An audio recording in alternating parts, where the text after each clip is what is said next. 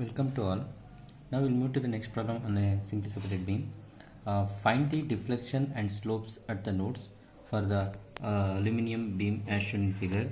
Also find the internal loads. So this is a simply supported beam is given.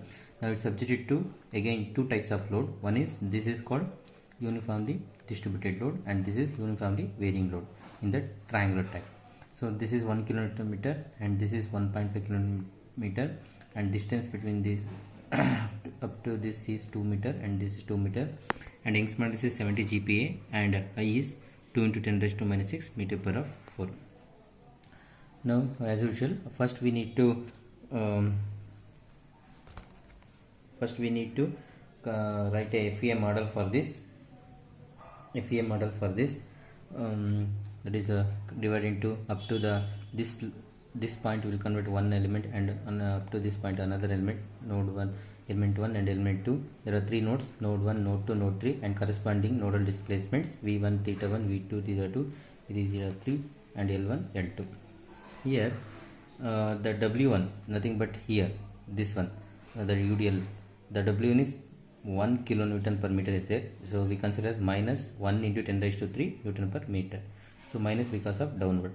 And W2 again this is W2 at node 2 and this is W2 is equal to minus 1.5 into 10 raised to 3 Newton per meter. So Young's modulus is 70 GPa, 70 into 10 raised to 9 Newton per meter square. So and moment of inertia it is 2 into 10 raised to minus 6 meter per 4 and L equal to L2 it is 2 meter. So we need to find deflection as well as slope, that is v1, v2, theta 3, theta 2, those things, and also we need to find the internal loads, nothing but shear force and bending moments. So let's move to the problem now. So as usual first eliminate stiffness matrix. For the element 1 you are going to find for individually K1 is equal to EI by L1. So everywhere you substitute L1 is nothing but 2. You substitute the value of all E, I and L value, L1 value and simplify this, then you will get the K1 is like this. So here the element 1 belongs to node 1 and node 2, that is at each node V1 theta 1 and V2 theta 2 at node 2.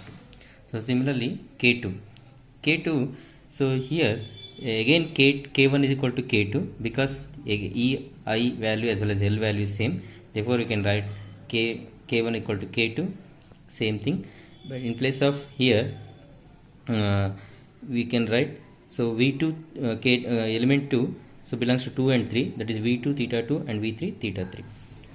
So now we are going finally we need to find global stiffness matrix. We are going to add this individual stiffness matrix and add it as usual procedure.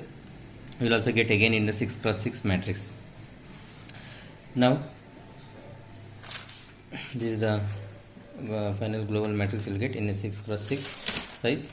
Now we need to find the load vector, so you should be very careful here. So here F1 M1 as well as F2 M2 as well as F3 M3 is 0 because it is no couple, no vertical force is given. So now but at element 1 is subjected to UDL load as well as element 2 is subject to UVL. So therefore we need to find the load vector due to UDL as well as uniformly varying load. First we will find the load vector due to UDL. The formula you know that WL by 2, WL by 12, WL square by 12 and WL by 2 and W minus WL square by 12. So in place of here we are substituting 1 L1 value, it is for the element 1.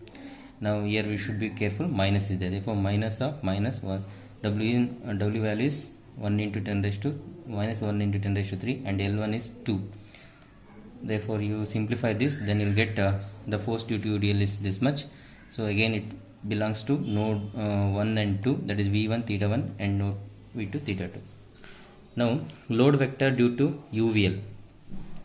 Load vector due to UVL is, now here you should be very careful now. It is a triangular type of load, therefore you need to use the formula. You can observe the figure now. We'll open the figure. So here, so left side it is maximum and right side it is min 0. So therefore, in that case, what is the formula we need to use? I already told you about the formula. This formula you need to substitute W L by 60 to 21 3L 9 2L. So in place of here W2, L2, we substitute. It is not L, it is 21. Now we substitute W2 as minus 1.5 into 10 raised to 3, and L again it is L2, it is nothing but 62 meter. You substitute and simplify this. So therefore you will get the load due to the UVL is this much. Now we got the load vector due to UDL as well as UVL. Now we need to add it to get the global force vector. So therefore if we add it, substitute both the values, and if we add it, you will get the nodal force vector this much. So minus 10 raised to 3, 333.33 minus 2050, 33.33, minus 450 and 200. So this is V1 theta 1, V2 theta 2, V3 theta 3. Now global displacement vector, it is unknown, that is V1 theta 1, V2 theta 2, V3 theta 3. So next we need to substitute in the equilibrium equation, that is K into delta is equal to F.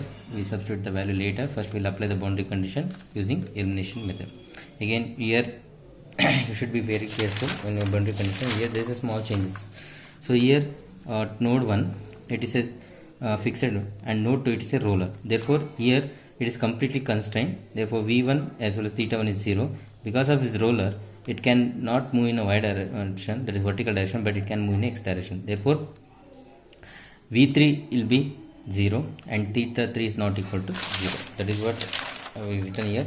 So V1 theta 1 is 0 at node 2 having roller support, therefore it constrained in the vertical direction, therefore V3 is 0. So therefore we substitute now global stiffness matrix as well as global displacement matrix as well as global force vector now, and substitute eliminate. So V1 first row first column, theta 1 second row second column, next V3 fifth row fifth column, that's all. So what is left? 24 0 0 32 12 8, that's whole into 17.5 into 10 raised to 3 is equal to V2 into V2 theta 2 is equal to minus 2050 and 33.3. Now there are 3 unknowns, 3 equations, you can easily solve it. If you simplify this, then you will get finally V2 is minus 9.238 meter, theta 2 is minus 2.11 into 10 raised to minus 3 radian, theta 3 is 8.69 into 10 raised to minus 3 radian. So this complete the first question. Second question is internal loads. Internal loads means shear force and bending moment. Again, as usual, element 1 shear force at node 1, bending moment at node 1, and shear force at node 2 and bending moment at 2 is equal to K1 into delta 1. K1 you know, we already find the stiffness matrix, and delta 1 is nothing but V1 theta 1 V2 theta 2. So V1 V2 0, V2 theta 2 we already found it now. We substitute and simplify this, then you will get the shear forcing and bending moment at node 1 and 2 is this much: 1.494 kilonewton, 1.64 kilonewton meter, minus 1.49 kilonewton, minus 1.34 kilonewton meter. Similarly for element 2, shear force and bending moment at node 2 and 3, K2 into delta 2. Then if you simplify this, then you will get the shear force and bending moment at node 2 and 3 this much. So this complete the problem.